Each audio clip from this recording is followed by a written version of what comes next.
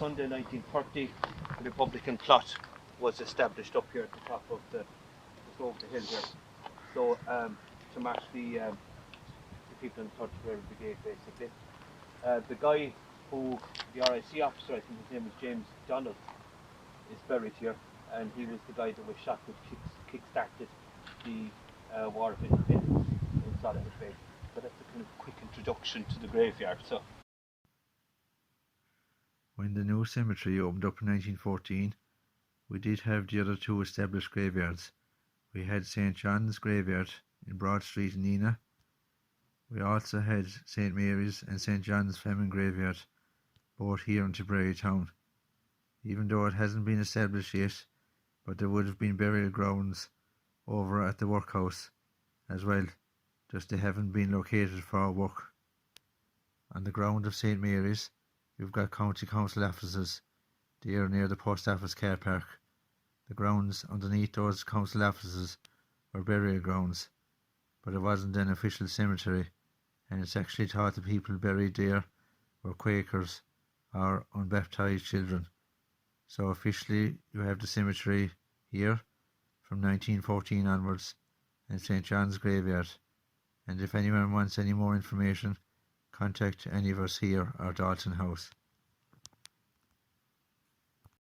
don't you want to kickstart some of the graves and we start from the back and work down. start from the back and work down? By the way, just by the way, John Connors in my name, from Forestry in Tipperary, from my troubles, North Tipperary, 4 parts of Tipperary. North Tipperary as well. We're across. And actually this man as well, an absolute expert when it comes to things to do with Soloheadbeg and the War of Independence. If you're looking for information along any of those lines, this is the historian and the man to ask the questions. They're 6'4" already. It's Stephanie Staunton from the Tipperary Heritage Group and John O'Connor also from the Tipperary Heritage Group. So we're doing this as a joint little. Yeah, and some lessons say like that how much we know, none of us have monopoly in knowledge. And I was going to this and I said, to share what I know, because I wouldn't know any of it unless somebody shared it with me, but also to learn from other people, So that's what we go to the British Army. We will. First, yeah. We'll go up there first.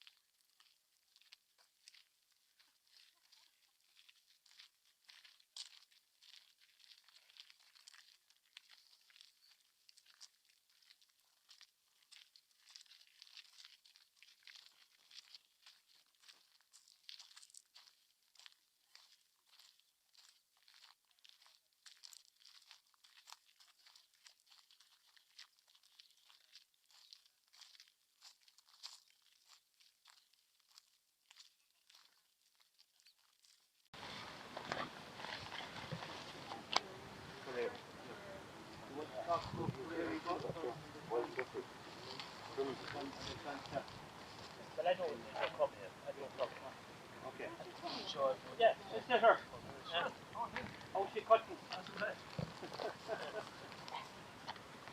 We'll go one space up the ladder.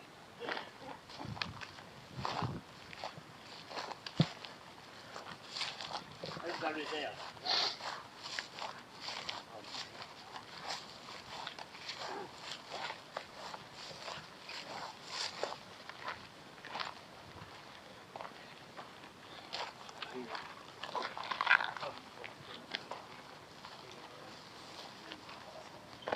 But if you're doing maybe coming a bit closer, I had 3 people down from Dory today. during the War of Independence. The speech was as good as gone. When I've been doing in War of Independence, I was always trying to finish up here at St. Michael's. And I'd always come down to this grave here, the grave of Thomas Cromie. And I was, you know, years and years ago, my younger days, when I had to get an interest in all of this. You know, I was reading about the Thomastown ambush, where Cromie was killed. And there was two others, Lance Corporal Frederick Sharp, and another Private Hobbs, I can't recall his first name, William Hobbs, Private Thomas Cromie. And I just took it for granted that they were all Englishmen. You know, something had in my head that Cromie was a Cockney. It was kind of a name that should maybe associate with Inner London. Well, I was wrong in all of that.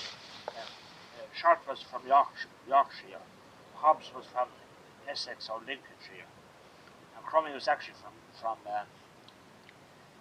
Newport in Tipperary, I suppose you could say.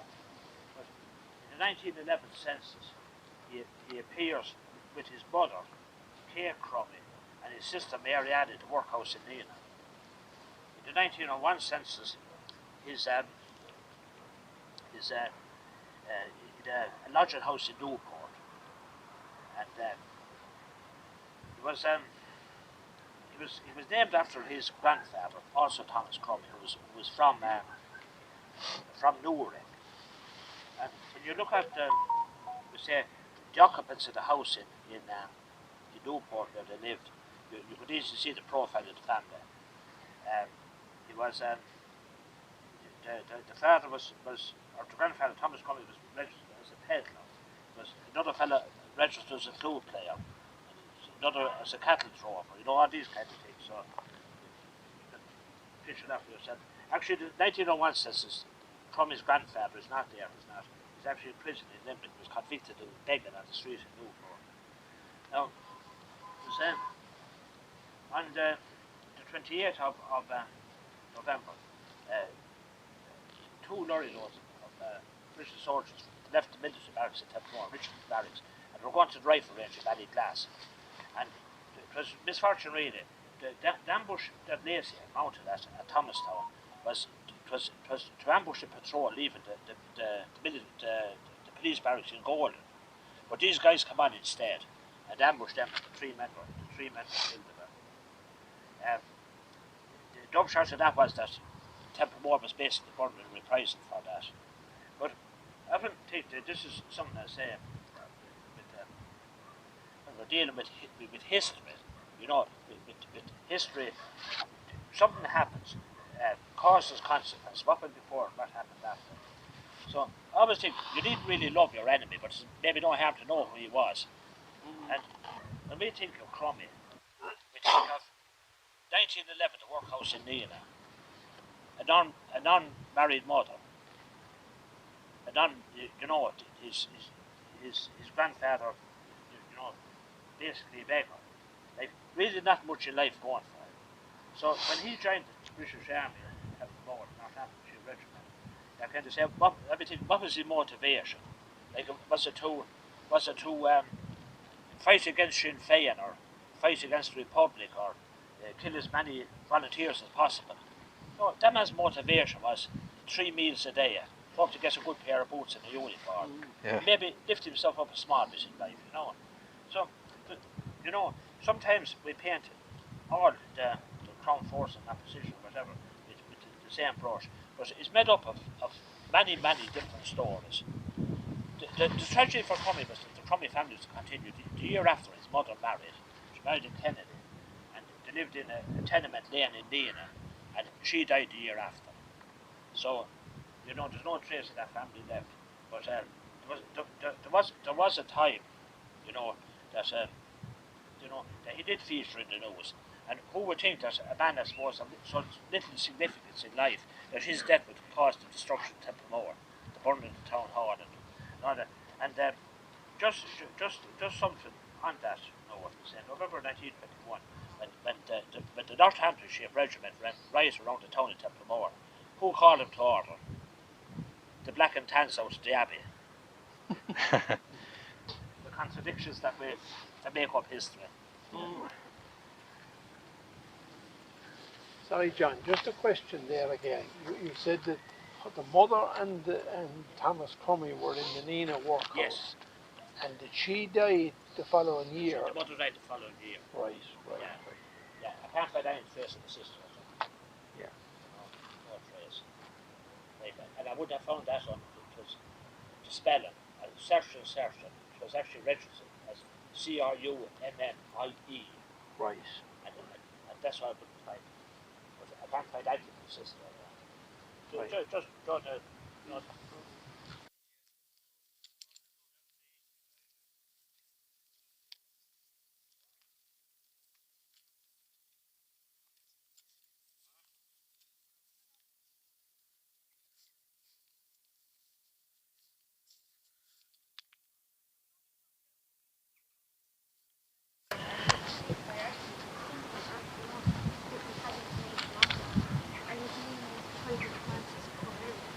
And he was actually stationed with the Royal Munster Constabulary. He was Tipperary, so he was actually Italian, and he was only stationed in Cork 3 weeks before his tragic death. Now, at the time of his death, he wasn't involved in any kind of gunfights, no ambushes, nothing like that at all. He was actually escorting a mail train from Cork to Dublin. At the time, they stopped in at Limerick Junction, and that was 1916.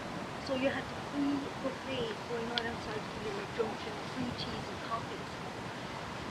Private Tipperary hopped off the train, went to go and grab himself his free cup of tea, and then heard the train getting ready to leave the station, so he had to try to make a run for it to get back on the train.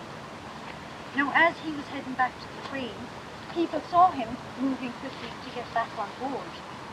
What happened shortly after that was the sound of his cup crashing to the ground. He then vanished and did not make it back onto the train. There was a Mrs. Wilson who was there at the time, and she was actually connected with one of the generals here in town. And she said she saw him moving to get back to the train quite quickly, heard the cup smash, and when she turned, she saw him reaching for the door handle of the train to get back on the train, and then suddenly he slipped and he vanished. And when he went down, he missed the footboard on the train, so he went between the platform and the train itself. She ended up leaving an unmerciful scream of horror, because when he went down, his head was left above the platform. And as the train started to move, she saw him turn like he was turning to the floor, and then his body went completely off the train. Now, the second this happened, there was uproar all over the Limerick Junction. Everybody knew something terrible had happened.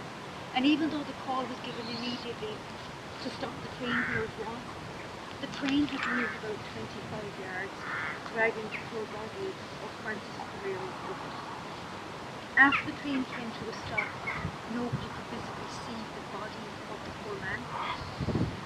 They actually had to send people crawling in or around the train to free his body so that they could actually move the train backwards to take his body up on the tracks. Now, he was buried here in St. Michael's Cemetery. It was quite a huge funeral. A lot of people in the town came along. Of course, an incredibly tragic loss of life. There was actually wreaths sent from Dublin and loads of other places around the country, because this man, being one of the Royal Munster Constabulary, he'd known people that were in the Leinster Regiment stationed up in Dublin, people didn't know. And apparently there was actually kind of things written up in newspapers about the number of wreaths and condolences that were sent up here and that had travelled with him to his resting place. Something I think that's quite important is these people, they served their time, they wore uniforms, they went out there, they did a very good job of being soldiers. Some of them didn't die in combat.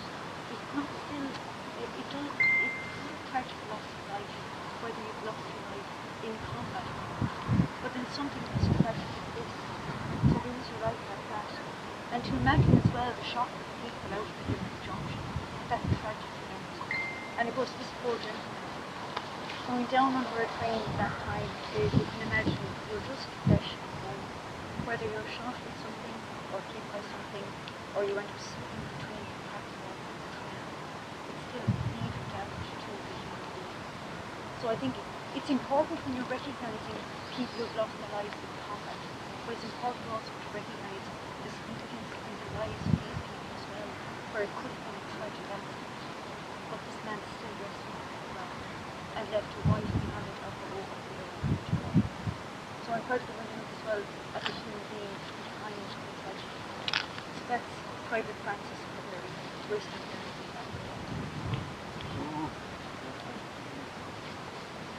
Are there any families now? Aside from his wife or his son or daughter? Like you were saying though, there sometimes you're researching and you can go into, you can spend hours trawling through different websites, looking through different books. Very difficult to actually find even the lady's name, we're not sure of. And then even trying to find out or follow up on what happened to her afterwards. Did she marry again? Did she go over to family in Italy? We're not quite sure. Very, very difficult sometimes. Sometimes you can search and you'll find a nice trail that will take you someplace else and you can follow up with the story. And then sometimes like this, you have a gravestone and you know that there's a widow down the corner and that's all you have.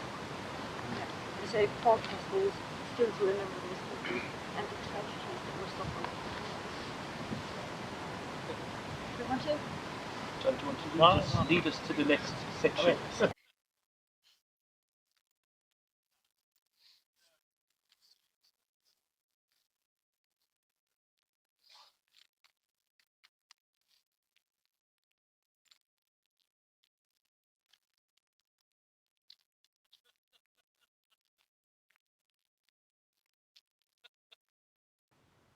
Right then, so we have here Private D.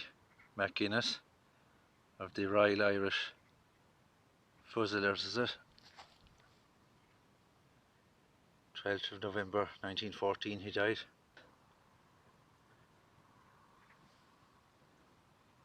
J. Reardon, Royal Irish Fusiliers as well, who died in 1915. So sad the stories I've heard so far. What have we got here? F. Correll, Royal Munster Fusiliers, 27th of December 1916.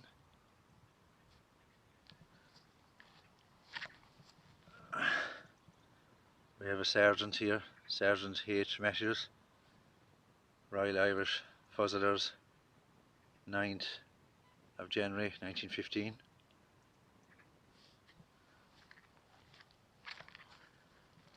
Private M. Hogan, Royal Irish Regiment, 31st of May 1917.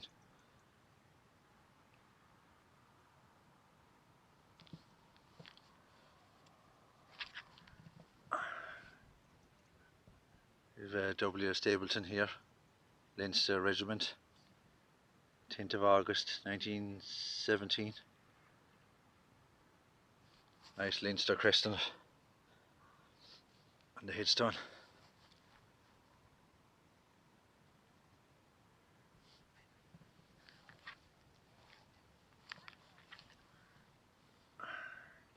We have W. Murphy here, Royal Irish Fusiliers. I'm sorry now if I'm pronouncing this wrong. The 9th of March 1915. Again, the crest of what would have been on their uniform.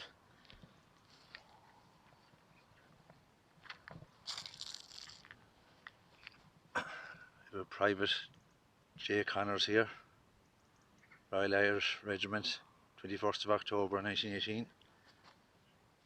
Again, the Royal Irish Regiment's crest.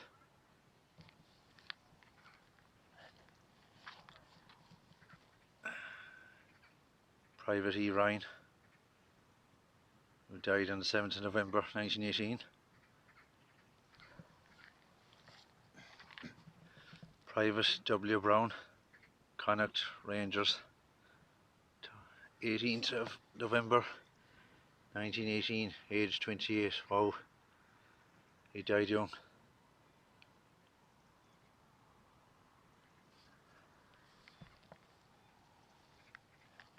We have J. Fleming, who was also part of the Connacht Rangers, 23rd of November 1918.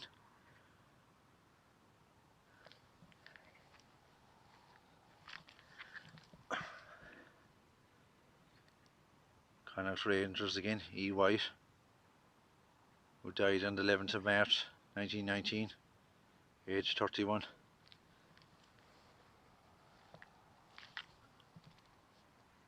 We've got a sapper, whatever that means. If someone can let me know in the comments what that means, that would be great. Sapper J. O'Brien, Royal Engineers, 27th of December 1919, age 50. Royal Engineers.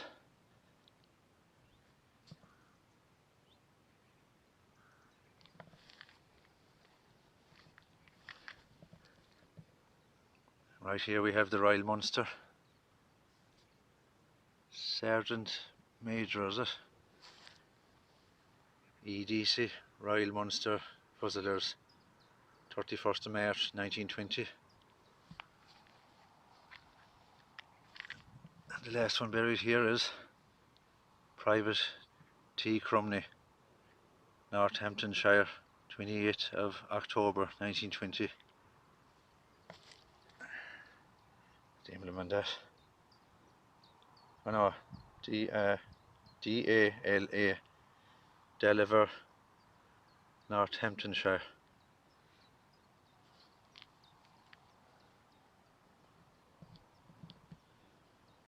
He captained Tipperary all Irish Constabulary. Mikey Maher and Tubber Door. That had been clubs from the sense of the town.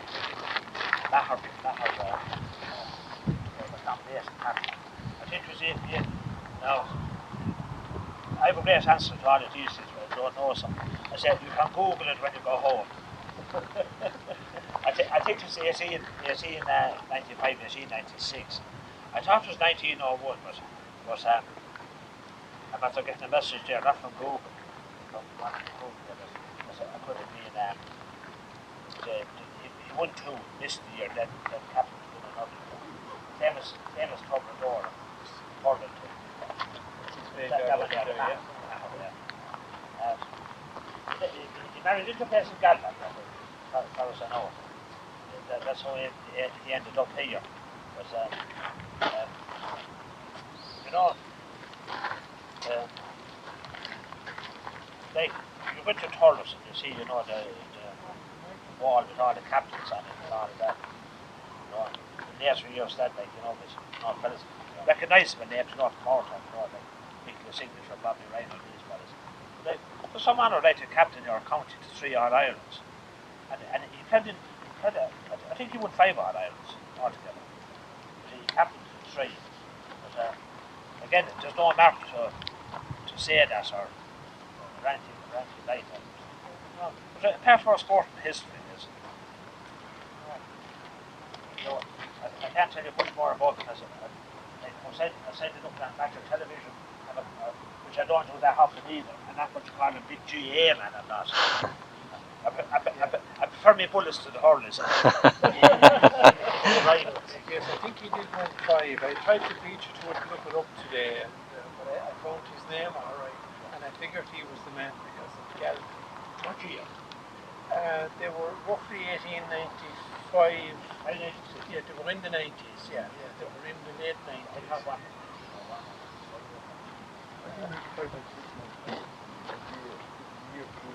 There was 1 year they didn't win. Cork, I think. I tried to find out where Tubber was as well. I never knew where it was. Is there? Yeah. I'd say Tubber place 2 times. Say before that, very fast. Yeah. Yeah. I found the town on Google Maps afterwards. Some on the north of Cork there, towards the county. Yes. Is it? See, the past there was a river there.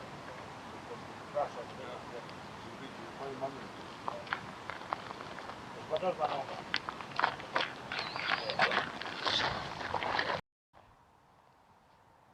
So here are the graves of the Maher family.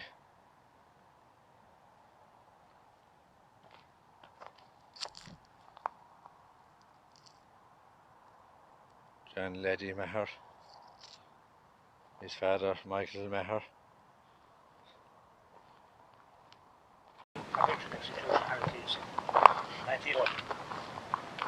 picked the border up in New Inn, border to commit. And John J. Timney was a solicitor. Right? Sean McBride. Timney was also TD for a short period of time for Clonard Public. And he was elected. He was elected in the. It was a 1946 general election. I think. Now, there was a by-election held in North Tipperary. There was. But Paddy Canan from Upper stood for Clonard Public. They actually won the season. So when the next election came around, actually Canan lost the season.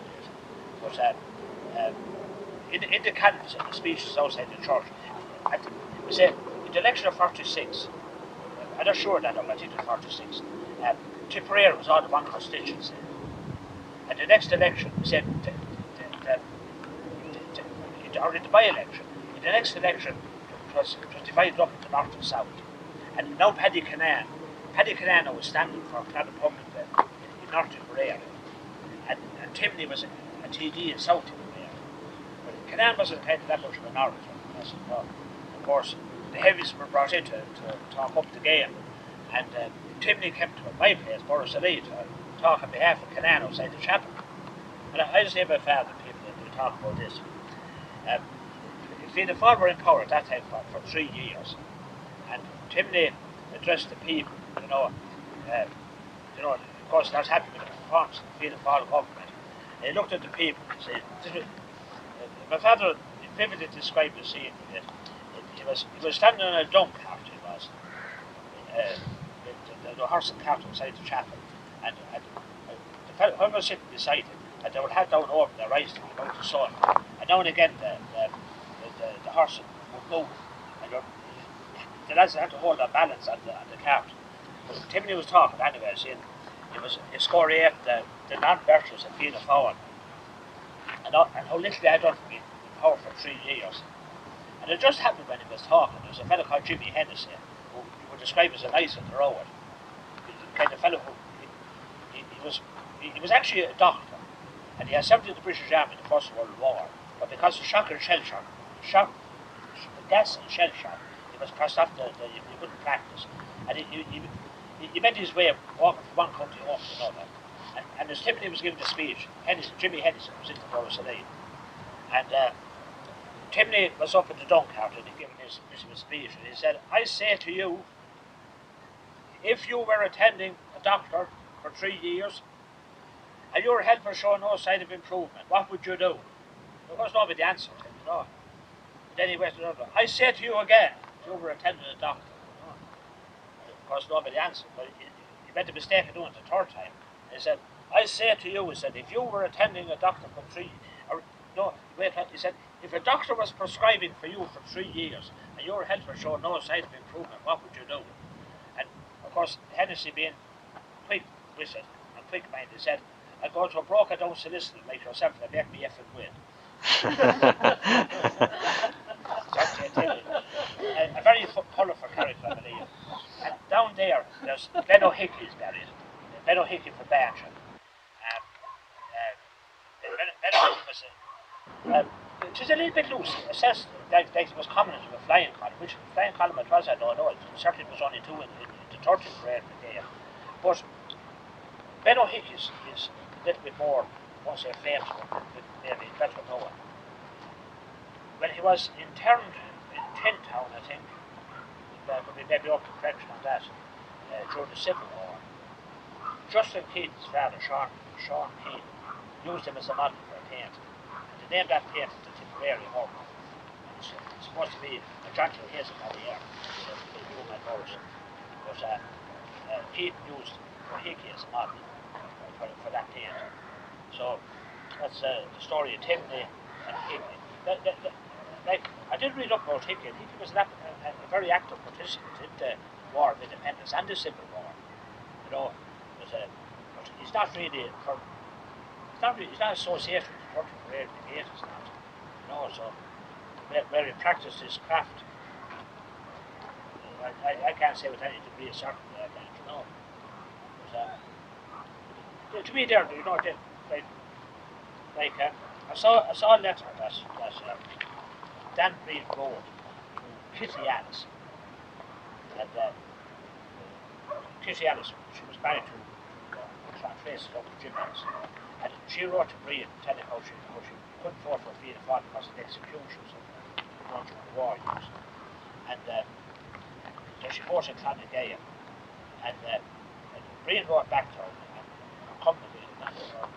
Conor Publican. And Breen wrote back to her and he said, you know, none of my business who you're voting for. But he said, the day that you're voting, he says, for that man Timothy, he says, a man of that man's nature and blood, he said, you're voting against your brother, you're voting against your cousin in Beale. That's how serious it took. You know, so it wasn't too short about this. It's going to for her disloyalty. So, Timothy, he has a daughter that practices law, daughter or granddaughter that practices law someplace. The house in Tiptown, St. Michael's Street there, it is head up in Beale and stuff and all of that. It's a fine place. Is that? Well, my dad bought it. Yeah. And interesting, we went into that house a few years ago, building background, and we went into the house first. We were dry rock, one of my neighbours, and we went in, and the table was set for breakfast. And literally, the story is that he got up, left, and never came back again. I remember seeing that. The table, 4 or 5 boxes, sugar, house was left behind.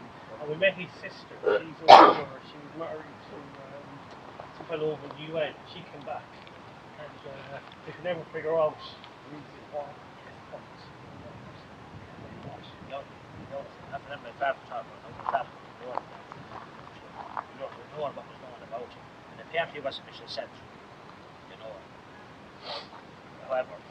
Yeah, and the story, we got half the story from the sister that was an Italian woman involved that the family didn't approve of, and that might have disappeared and were there to reach her with letters in the house or something. Yeah. I'm not trying to be spread cascade poor man's thing. So that a happy ending. There was a bit of disapproval within the family that he was in love with an Italian lady, and I think as soon as the dad passed, he moved on.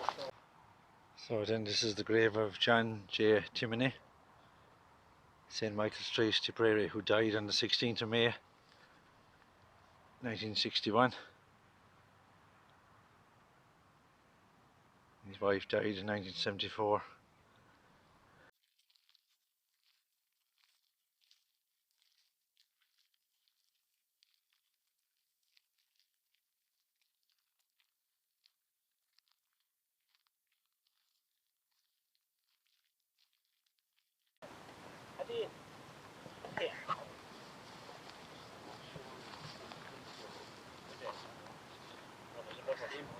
Yeah, I was saying the bottom of it, there was ever any bottom like this, I even Joe's.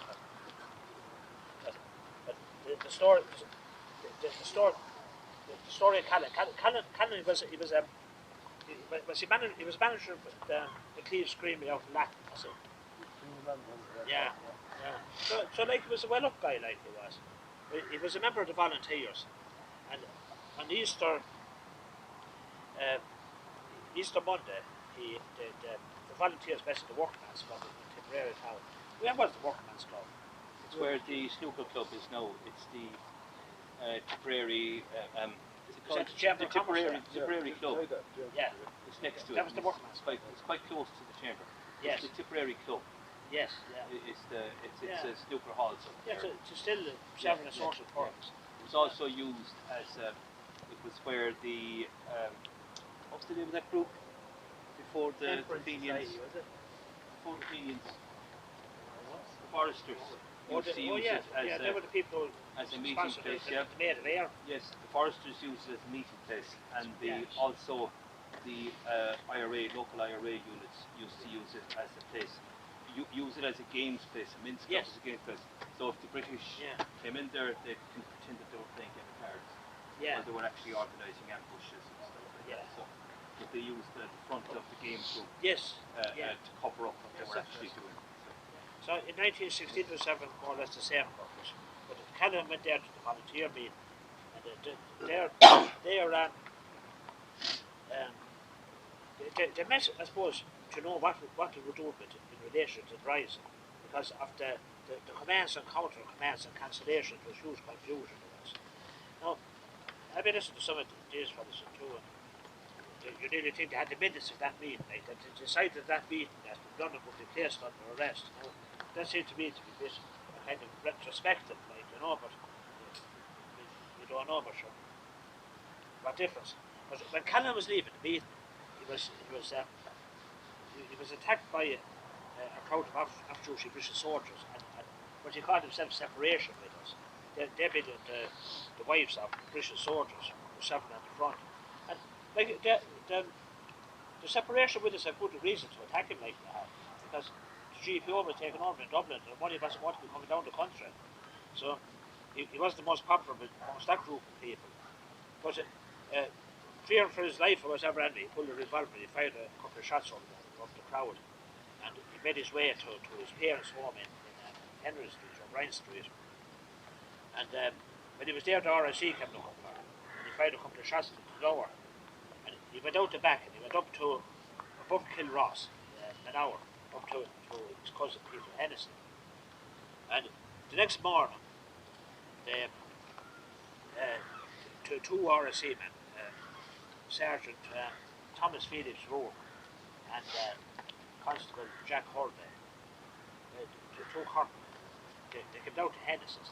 Now, people said that they came on information, you see, but I doubt that, because if they had information, there'd certainly be a lot more to two of them coming, especially the high station of alert the country was under. But what happened? We're fairly sure what happened after that there, because I'll tell you why. Rourke came into the kitchen, Rourke and Hurley came into the kitchen, and Rourke, the sergeant, saluted Hennessy, because he knew him well. And he went over then to Callan, he put his hand on Callan's shoulder and said, "And whoever here, my good man?" And Callan was a bit hesitant to ask him, and Rourke kind of thought it was something suspicious. And he said to Callan, he said, "Could I see identification?" And Callan pushed his hand into his inside pocket, put out a revolver. He said, "This would appear to be the only identification I have with me today." And he shot Rourke in the stomach again. And of course, Hurley then took flight. He ran down to Boreen, and Callan followed him, and he shot him in the back. And when Hurley fell, he actually shot him close to water. So, Callahan, how do we know that? Rourke didn't die immediately. He lived for quite a while. And he gave a very detailed deposition of what happened. That's available in the archives in Kew with us. So, there, you know, when you read it, there's about 3 pages of stuff in it. You know? So it's very detailed it is. Callahan, he went for there then to Lakelly, into Callahan's house in Lakelly, with his cousin out there, Jerry Callahan. And he went from one house to another, and found his way to eventually to New York. And he done a bit of work in Clonagale there, but I would suspect he done a lot more work in Speakeasies than I did in Clonagale.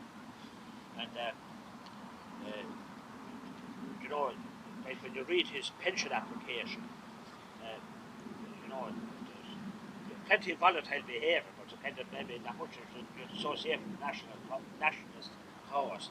And he was leaving a meeting one night, and on the way down through New York, he saw an election poster in the window. The election poster was for John Mitchell, who was standing for the mayorship of New York. And that John Mitchell was a grandson of John Mitchell, the patriot.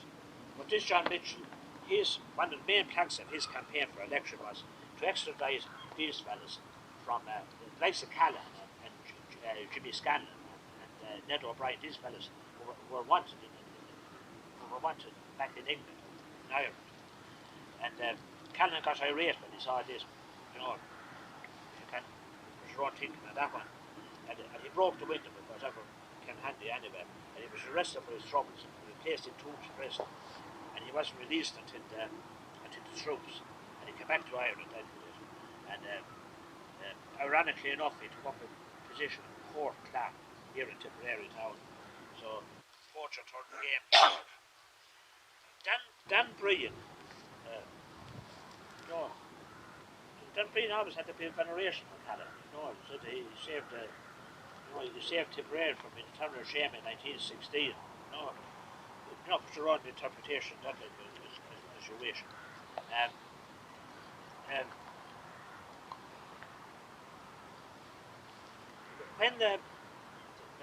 After Soloheadbeg, Dan Bryan and Sean Tracy, Seamus Robinson, went to Dublin, and when they met Dick Mulcahy and Michael Collins, and Mulcahy had safe passage arranged to America for him, and as Tracy had said to Mulcahy, said any fool should put through 2 theatres and on the way to America.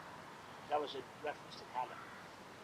Now, Callum made very strong attempts to get a military pension. He did. And I'm sure he wasn't saying no to the money either. But there was something else involved in that. Like, if the state denied him a military pension, then what would the killing of the policeman in 1916 be classed as? If it wasn't an act of war, it was an act of murder. So eventually he got his pension, he did, and as I say, he lived happily ever after. Well, he lived ever after, but happily or not, we don't know. But needless to say, as Stephanie was saying there, you don't walk away from killing that's up close and personal, unaffected. But that's it. Behind you there, there's a Celtic cross there to John Hackett. He was an MP for Tipperary back in the days. Very unfortunately, during the War of Independence, the curate there was a part of Ned Hackett, and he was actually one of the two priests that was very nationalistic minded. Now, I don't know about John Hackett at all, but however, he's one of two MPs, very good. Another John Cormac from Badge, who's here to the Republican cause. They don't do better, Sean Hogan. The loss of sacrifice is another, but the most damaging thing of all is the wider impact. I suppose Hogan was, in a way, an accidental hero. If his mother maybe hadn't been so nationalistic minded or whatever, she'd probably say he was hanging around with the wrong crowd. But however, he was in the. Again, you see, it's all conjecture, like, about all of this. Like, if they couldn't rescue Hogan off the train, they shot him off the train. They only rescued him off the train because he'd give away the safe house and the hiding places and all of that in question. But none of these guys, they rode plenty, they spoke plenty, but none of them ever said that. So that's only conjecture. I suppose you could say it kind of got onto life with a bad footing too. I was talking about plumbing up in the workhouse for an unmarried mother. And I could say when Sean Hogan was born, his parents were married. That would have been a huge source of stigma at the time. I doubt Sean Hogan ever actually knew his proper family. When he was rescued after the train, it wasn't 18 years of age, more than it was. At least a year older anyway. I suppose one of these things that's happened, like, was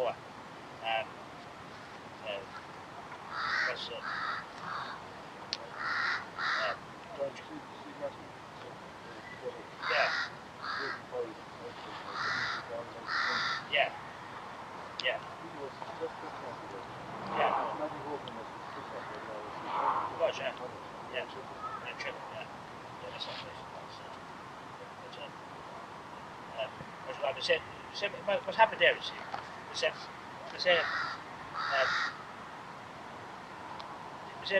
natural home was it's been a kind of prosperous enough farmer. Like, he was on the board of guards, the workhouse he was.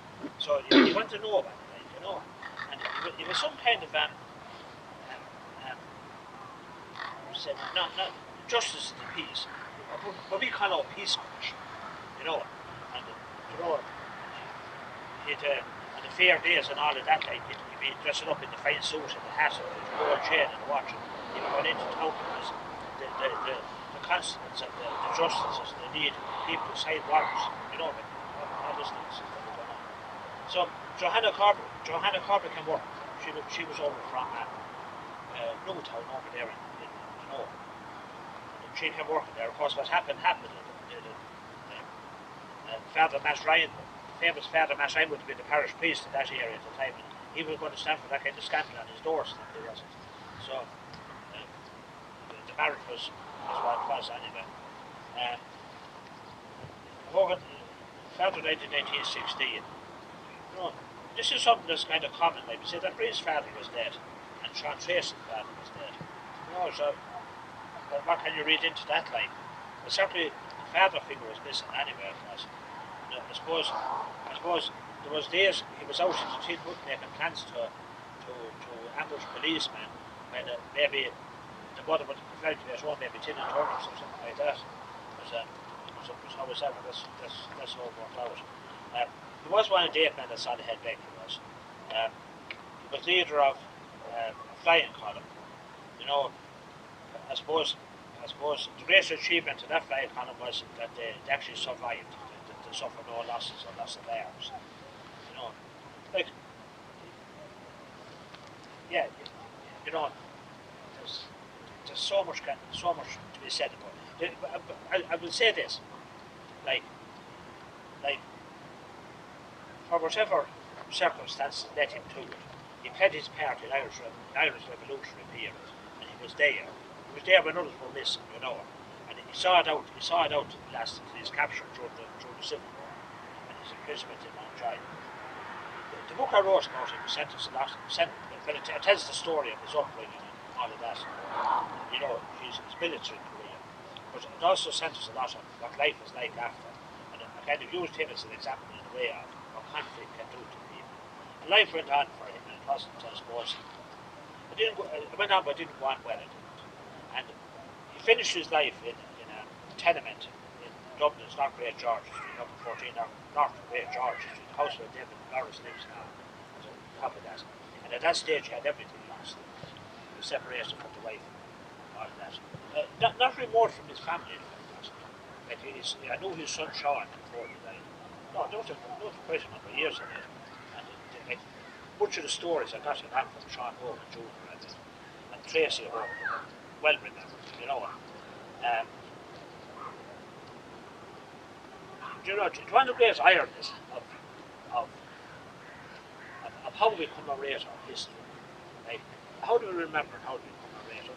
And we stand here and, like, I'd have good old veneration for Sean Hogan, because I could see, like, you know, like, there were many heroic deeds in his life, you know, so I'd have good time and good respect for him, you know. Like,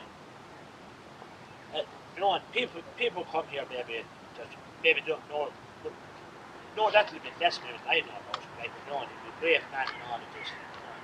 But, you know, just when we think of those who proclaimed to be heroes, what was life like for them? And I think it's great irony that one of those people, you know, was leader of a flying column, one of the most active brigades in the War of Independence, buried here, and his wife is buried over there, right Martin Hester and her sisters, you know. And whatever it was that drew them together during times of conflict, you know, once the guns fell silent, you know, there were different people. And like reading Sean Hogan's pension file and, you know, his personal stuff, papers and all that, you know, correspondence, like, you know, with his family, and all that, it makes for a very sad reading. You know, so there was no winners in his life. And, you know, today he was buried here. Poor brain the day before, just confusion. He died on Christmas Eve, so huge confusion about the burial arrangements. But like the army came out from Clonmel and they fired the shots over the car and all that. You know, the Republicans and you know, people of the Republican spirit to turn up to, no, to give him a send-off in the war and all of that. The family went down to O'Connor's Hotel after the funeral, and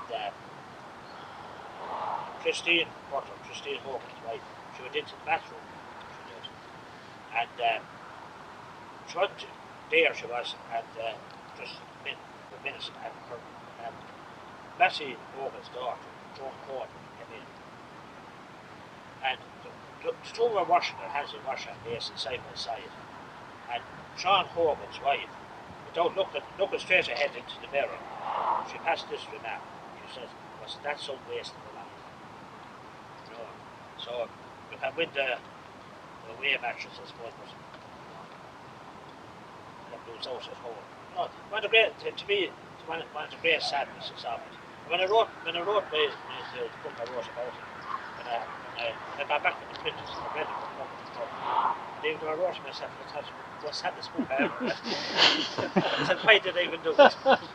You know, but it is. But again, like Stephanie was saying about war, like, we think of this with the First World War, and we think of the Black and Tans and Dogs Elbows. These fellas come back from the Western Front, and from Gallipoli, Mesopotamia, and these places. These guys were damaged goods. I've no doubt about that. Like, I just want you to set your sights on a 303 rifle, to fire some fella across maybe 200 yards in the line or whatever. But like, in Soloheadbeg, it was from there to there, to depth of this part. At Knockdown, you wouldn't get close. Killing up close in person. And for the one that can walk away from that unaffected is affected already. So this is this is something we always need to keep in mind. You know, I finished by saying this: I have good respect for Hogan, but Hogan family, Wesley Hogan, taken prisoner to kept in Dublin Castle, was for quite some time himself in Connaught Street. Yeah, it was a rare chap, and nephew Dan Reeves as well, taken prisoner from that time. But he went to Dublin Castle. Yeah. Like, you know, these people had a huge sacrifice. I found a lot of information about Sean Hogan and Sean Hogan's mother when I was doing research about that body. And he lived in a big manor house, a big glebe house above that body. And she was a kind of you know, probably dementia or maybe Alzheimer's now, but she wore good furs and all of that. She considered herself a lady in the manor. And I met a woman who cared for her, or the son of a woman who cared for her. And she told me this story that you know, a huge house, a huge ground floor, and this woman, this man, the woman, she was actually from Aliyah out there. Yeah? She was Ryan, because of the first name. She moved to Dublin, and this woman, she was off a course in Carmona, and she got a nice lodge in the Good Shepherd Convent in Garden Street.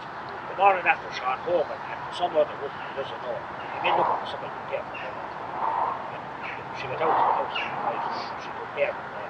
But this man told me a story that his mother told him that they'd be in the kitchen, you know, she'd be in the kitchen working, and all of a sudden, Sean Hogan's mother would rush in and she'd say, take Mary was there, she'd say, Mary, did you hear it? He's off the train, he's saying, but thanks for some more. So, P.J. Malone is a public person. He was originally arrested. Mars Valley was very close to me. Yeah.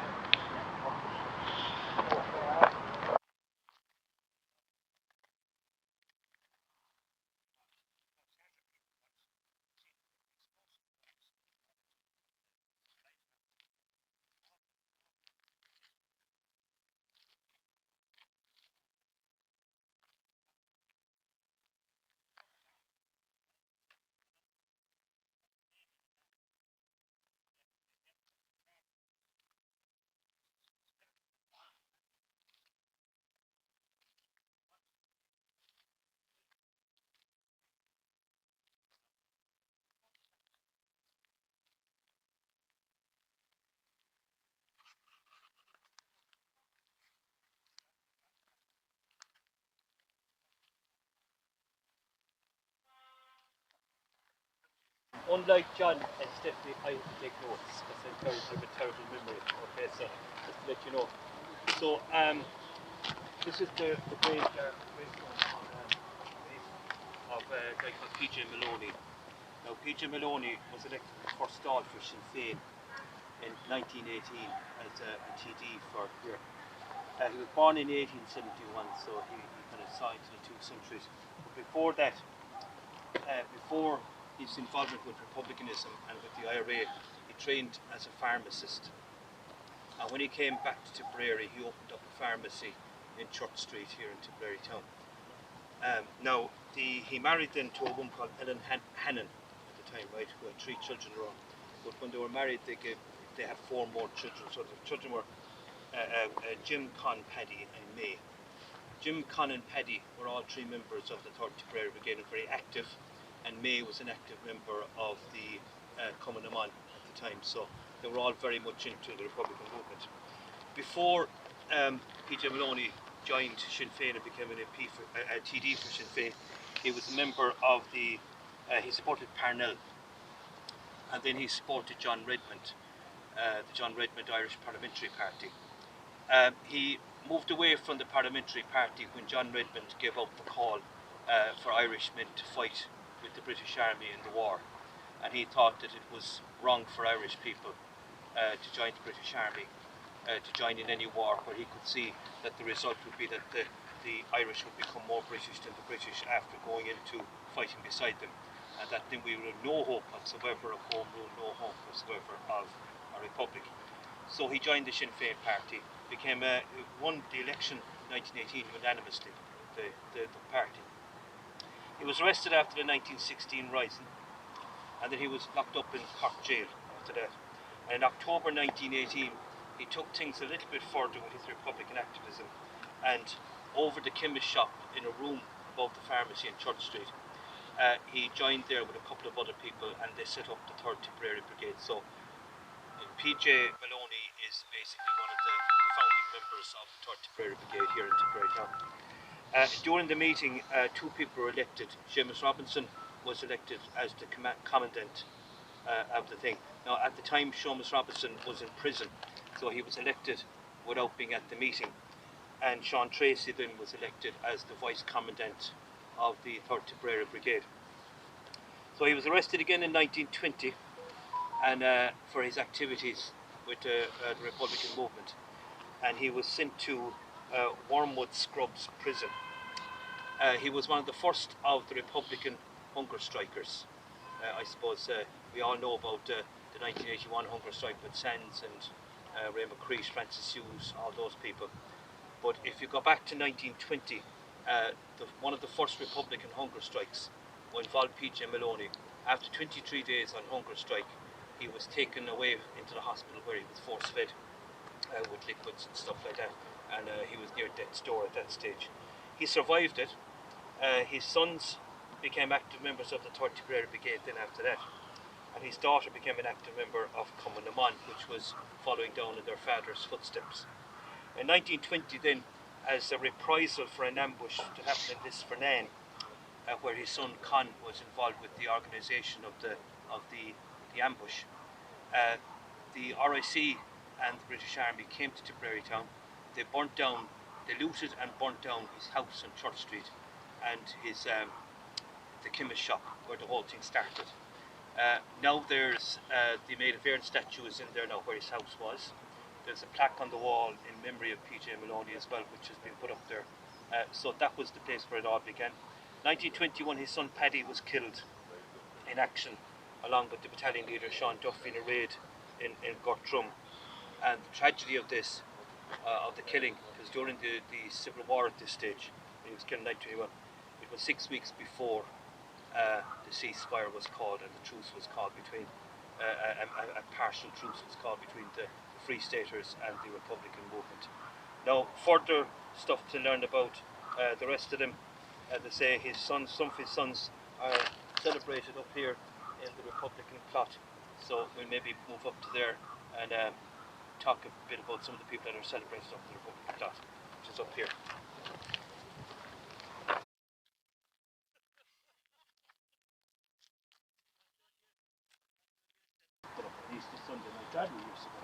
buried here before. Some of them were buried, yes, here. Most of the people that are on the actual war memorial are people who are basically people who've fallen with the 3rd Tipperary Brigade during the Civil War and with the War of Independence collectively. So the ones and the stones are. Yes, these are buried. These are graves, yes.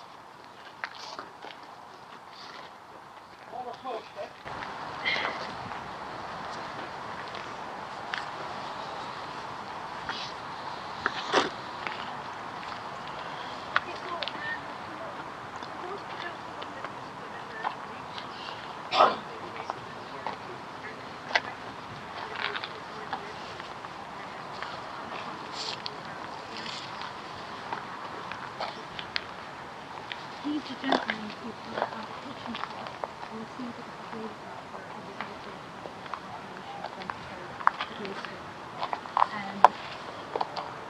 terrible tragic.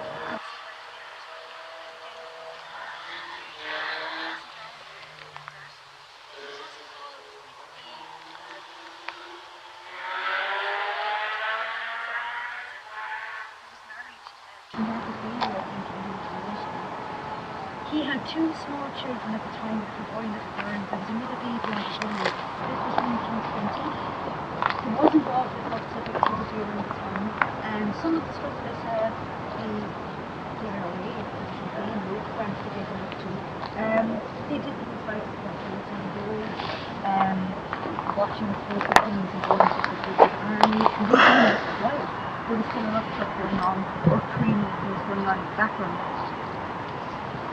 They were watching him for a good while, and he got harassed bits and pieces around town. He was followed by RIC officers, British Army. At one point he was surprised by a visit from them at 2 o'clock in the morning, and they actually came around to dig up his backyard looking for weapons or something. He was questioned and he was released. That was in June of 1920. And then in December of that year, he actually was on a corner road visiting his mother on the road to Christmas. Late on in the evening, we're not sure, 6 to 8 masked men came into the house, forcibly removed him, and he was vanished. His body then was found on the Tipperary Hills the following day, and I think it was Frank Gallagher who wrote about what he saw when he actually got there and found his body. Now the reports that you do see and what you do actually find out about his passing was that he was shot. He wasn't so shot, actually the way he was recognized was the shot was not by anybody who was missing that day or people immediately following the burial. There was a description of how his body, the way it was slumped on the ground, it was thought that he was actually kneeling on one knee with his hands clasped as though he was praying when they actually shot him dead. The man had a huge amount of injuries to his face, including bayonets that fused on his face as well. So major injuries were inflicted on this man. He had massive bruising all down one side of his body. Also his shoulders were dislocated as well. So he was in an absolutely shocking state when they found his body.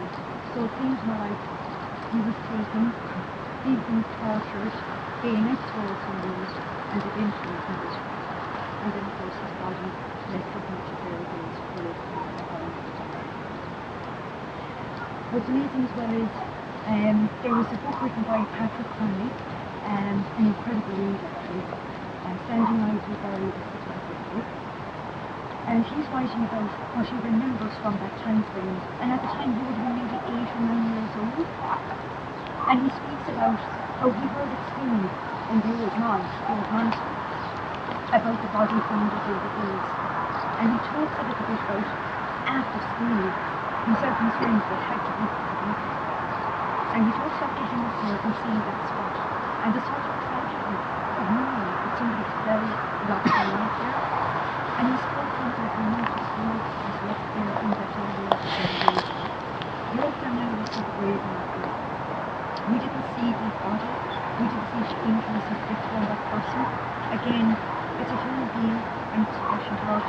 And an absolutely dreadful way to live it on. And again, this is another one of those situations where this man didn't have an opportunity to defend himself. He was outnumbered. It's a terrible, tragic situation to die in. He was involved in conflicts before, but as he said, he wasn't violent. He didn't have an opportunity to fight back. He didn't have an opportunity to run away or to escape or to die. So it's a terrible, tragic loss to life again. And then to have the body in Tipperary to have abandoned the horses and tracks. Sorry, Joe. She also had the tragedy of his wife was suddenly pregnant at the time. She had 2 small children at home. This is a widow, and this is children born without a father. So again, it's easy to look at the names on headstones. It's easy to read numbers. It's easy to read a section from a book where it's just typed information. But consider all these people with real lives and real families. And again, even one of those instances of life was tragic and vulnerable at the time of people to focus on the Just very quickly, I'll get to okay, there's another person immortalised here, I think. It's a guy called Martin Green. Now, his family are still alive in the town. Actually, one of us is going to be drinking, but so we won't say more about that, right? But the Martin Green was known as Sparky. No, there is a lot of information available about him, but I did pick up this from the Irish military archives, and I'll just read what the Irish military archives said of him. They said that Martin Green joined the Irish Volunteers and helped recruit new members to the ranks. He was praised as being an exceptional soldier and officer of the Irish Republican Army. But the interesting thing was, as well as being an officer in the Irish Republican Army, he was also one of the foremost people in the flying column as well, which was, as we all know, were people who kind of got in there, did the raid and got out. Tried to kind of, so he was a member of the flying column. Now, he was also used to frustrate some of the other soldiers, apparently, in his unit, because he was very quick-witted. That's what they were saying. He was very sharp. He used to debate with people, and that his humour and sharp-witted debates used to just knock the socks off of the rest of the people, from what is mentioned about him. He was shot in the area where Cannon Hayes Park is now, here in town, where his estate is. But his memorial is out on. Yeah, but it's only situations like that. And the tragedy is he lost his life at the hands of his best friend in a stupid situation. So I hope you all enjoyed your visit. No, sorry.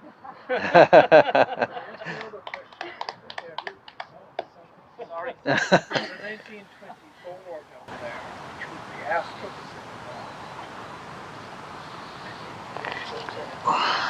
Michael Hackney. Died in a shot in Clare Castle. Yeah, and take a good man to tell the truth that way. Lots of people have tried research and they can't come up with anything more. He was essentially shot by the Free State in a sort of a hijack situation. This is 1934 now. Yes. It's over, yeah. And whatever was going on, he was heading back towards Limerick, coming back to Tipperary, tremendous. And he was shot in Clare Castle. But why or what's the background to it? Nobody seems to know. There's no, it has been researched by lots of people that mean up, and nobody seems to come up with that. Yeah. Which was the 1924. Yeah. Yeah. You know, something else as well that's really interesting for anybody who is researching. The Bureau of History, the archives there, they have absolutely stunning eyewitness accounts of the taken in Kent. And actually just the information of them Saturday, I found that inside the whole American there. And it's absolutely incredible because that's from the person who actually witnessed the event. It's with the parents of human beings, and we did first time. And again, quite shocking because someone just saw it all so please do research. Although, like me, you end up going to hours and hours and hours if you're supposed to do other stuff as well. If you want Irish Graham, I'll present you that. Yes.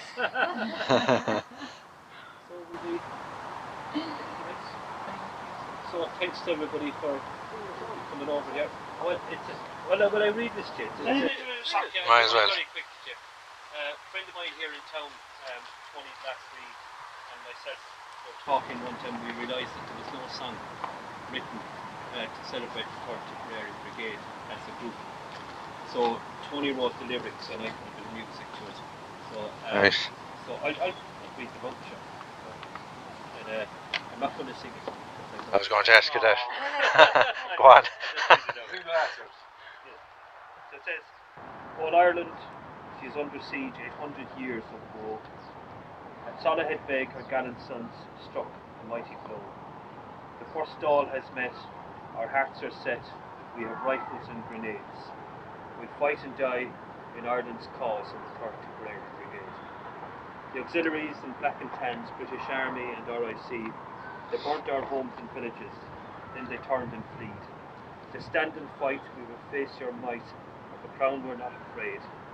We fight and die in Ireland's cause, the 3rd Tipperary Brigade. We came from Dragon in the north, and Carrick in the south, Feathered in the east, Tiptown in the west, we came from all about.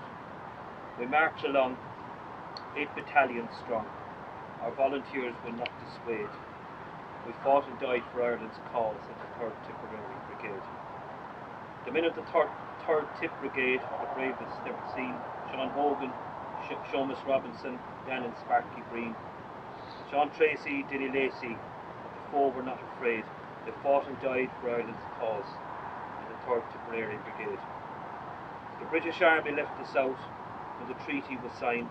The Free Staters came and garrisoned what the British left behind. Their cause was carried on by Aaron's sons. The Republic was not betrayed. We fought and died for Ireland's cause in the 3rd Tipperary Brigade. 100 years have come and passed since Tipperary's fight did end. The fight for freedom was carried on by our northern countrymen. If we weren't so old, we might be so bold as to rally to their aid. We fought and died, and now we rest. 3rd Tipperary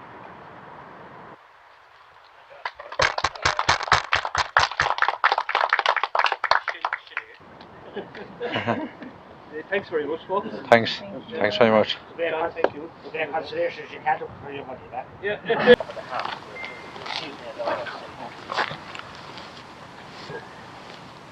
Remember James has done it. Ryan Irish Constabulary. They say after maybe May was after the rest of the over. I don't think you'll find Royal Irish Constabulary described in any headstone. Certainly not in this area. You know, James MacDonald was, I suppose, with the first casualty of the war of independence. Killed a Soloheadbeg himself and Patrick O'Connor. I won't talk about it again because so much of it is spoken about. And for something that's happened over the course of maybe at the most 2 minutes, hours and hours and hours of debate have centred on it, and miles and miles and miles of news spread. It doesn't make any difference really. They did a surrender, did they attempt to surrender? You know, we don't know. We weren't there. So we can just conjecture with this. And just when I say this, paper don't refuse ink like even in modern day. And we get this idea that James MacDonald was a very kind of benign kind of police officer who, when fellas came into the frame in the market, got drunk, and to board their horse's cart. But now, if you look at the records of pressing sessions, compared to your average constable, you could say he was quite busy. Leave that as an understatement. However, he was only native Irish speaker at Soloheadbeg that day. He was a widower. He lived up in Fergasty. Terrace, didn't he? Yeah, up there. I think number 1 up there. Place number 4 I see lived up there. And as his inquest, the military barracks of the his son got up and protested. And, you know, he didn't really get up to a hearing after it, simply after the corner of it. And when they were awarded compensation, the local authority, you know, they appealed it to Leicester. So, I suppose as the War of Independence developed, the shooting on the native Irish people, a widow with 8 children and all that, had its propaganda purposes. But deep down, the authorities didn't really think that much of it either, like, you know. But however, you know, just again, it was a tragedy. The story I heard of it, that Peterborough Valley at Corns, and he was sitting on the cart as Finn was driving. And when they were coming near the quarry, he got off the cart just in case there had been an inspector or somebody there that wouldn't be supposed to be doing that, he'd be disciplined for doing that. You know, so they weren't very kind to their own either. Buried here, Patrick MacDonald was buried with him, was shot with him, buried in Coachford. Yeah. Coachford in Cork. And, you know, I say, that's here, it's remembered here is. A social Soloheadbeg today was saying, that's marked. Patrick O'Connell's grave in Coachford was officially erected. It was a little attempt to do it up and set here. The man I always bear a talk for us is Paddy Flynn was driving the cart. You know, when he was given his deposition in the inquest in the military barracks, he collapsed a number of times in the witness box. And shortly after that, he was taken to a mental asylum in Clonmel. And he spent the rest of his life in and out of that asylum. You know, so we think of victims, you know, and James MacDonald lost his life. Patrick O'Connell. You know, Finn was a victim, a peripheral victim of his own life. What happened in Soloheadbeg changed the course of Irish history that way. It also changed the lives of Paddy Flynn and MacDonald. And I have to say, many of the people who were held ambush positions were armed on that day too. You know, the guns eventually fell silent. And life went on. But not prettily for some of them, you know. But, and you know, I talked about the propaganda value things, and this goes on to this day. Like, when we had a centenary of Soloheadbeg, no relatives of this misfortunate matter peeled out. Basically, was put into them out, you know, and generally a diatribe against Dan Brigade. And Dan Brigade didn't kill anybody in Soloheadbeg. However, like, the person behind the microphone didn't really care too much about that. We try to hold our history authentic. You know, man lost his life the day the first door set, the day the first shots in the war of independence were fired. You know, we think at RIC, if Home Rule had been granted, RIC would be the police force and the factor police force. That was 1914 was the last, we said before the First World War, the last attempt at Home Rule. In 1919, these fellas found themselves in a position, many of them didn't want to be in. Many of them, like this man, he was just trying to see it out to get attention. And that was basically, you know, the little officials around the town had been self-important. They had life off and fell into 2 pints of it. But after that, but he certainly didn't have any training or inclination to fight the war they had for them. You know, but Rada is buried here today anyway. How come he was an Irish speaker? Was he from Donegal? He's people from Donegal originally or something? No, from Belmullet. Belmullet? Belmullet. Yeah. Mayo man. Yeah. His relatives are still there. Because at the occasion might be. There's ever a documentary about Dan Brigade like that on television. You know, these things happen. Am I right in saying that this your World Public? Because I don't think the one in Cork was. This certainly was. Right. No, I'm not sure. No, not certainly in Cork. I heard something. Yeah. I say it wasn't public, but it was. You see? Private. See, Bishop Herty, he basically dictated the seminars that as Senior Rangers to give their own and that. No, the Tipperary Leeds Ireland College was to be working as in this instance. You know? So like, there was a huge, they said, the remains were going up from St. Michael's Church out to the Brigade. Certainly the fellow that left the shutters open, the lines open, would be the most popular in town that day. you know. Like, just, you know, just, you see, we stand here, this is up, we stand here with the gift of retrospect, you know, and we know the way to hand out, but if these things happen, this is what happened, you know. Just say, like we say, this is very trouble. Like we say, today, Ireland is that people associated with out of the war of independence, short faces and very not great people. You know, come from this area. Like, we say, 1918, we say, the military barracks, people supplying bread, soldiers doing support, you know, thieves creamery, you know, farmers doing well for, you know, the war. So, you really had two Tipperary areas, you know. You know, that one was the national spirit. But you also had, I suppose, people who fought their battle for occupancy, the middle class. They had won that and they were quite happy, you know. But you know, actually, basically we were above in Laura, and it was because a Victoria cross that was awarded to Mark O'Mara. They were allowing you to leave the Australian embassy and travel to Laura, which is the man's hometown, for the first time in history. So the Victoria Cross was there for one day only. And the people of Laura raised a huge amount of money because they were to pay for insurance, and they had to bring along military escort and everything was right because they are incredibly significant and worth quite a lot of money.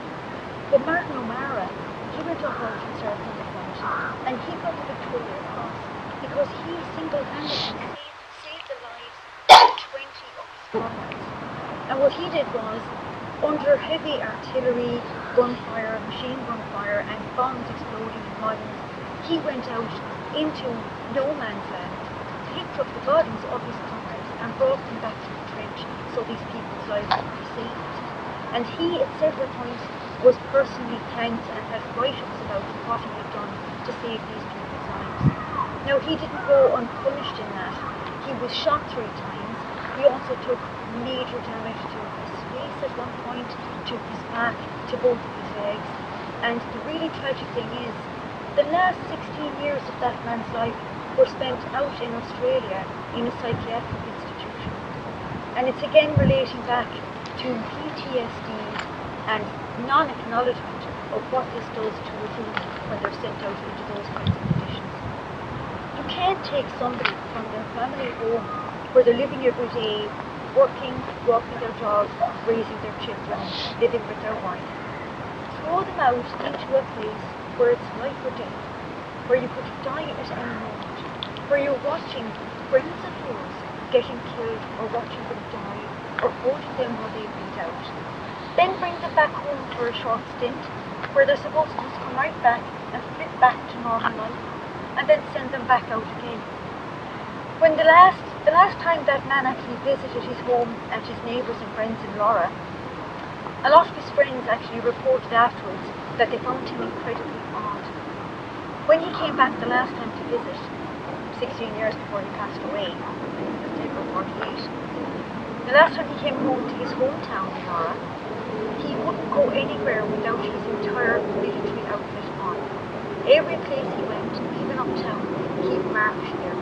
It was almost like the man had been lost and the soldier had taken him, and he wasn't able to go back and connect again with the people of his hometown. He had 2 weeks leave, and he cut his leave short and went back out to the front. Shortly after that, he ended up actually getting promoted to a corporal, and very shortly after he took up his station, he was given an office, and it should have been a nice kind of a time for somebody in that position. But then he started having hallucinations. Somebody could close a door in the office, and he'd be trying to drag people and pull them down, trying to save them, because to him it was back out on the front again where it was like again. He had visual, audible hallucinations. He ended up becoming incredibly violent, and this is because the man was panicking all the time. And then the last 16 years of his life, not only was he institutionalized, he was also restrained and confined for the last 16 years. Now that's a shocking way to repay somebody for going out there, saving 20 people's lives single-handedly, and doing his due for country and going out there to fight on the front, and they just spent the last 16 years in a These are things that aren't looked at properly. The mental health of people is incredibly important. It's something that needs to be looked into more, especially people sent out into life in situations. I'm so sorry to be to the whole tone of this. Oh, we're in a cemetery anyway.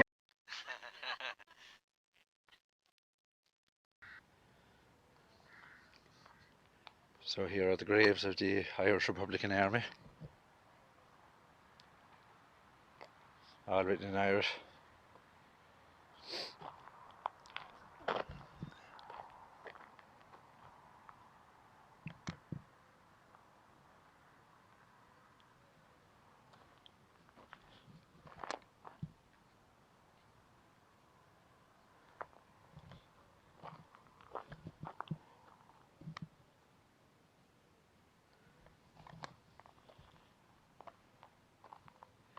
There's P. Dalton, J. O'Mara, W. Crow, S. Duffy, and P. Maloney, Captain.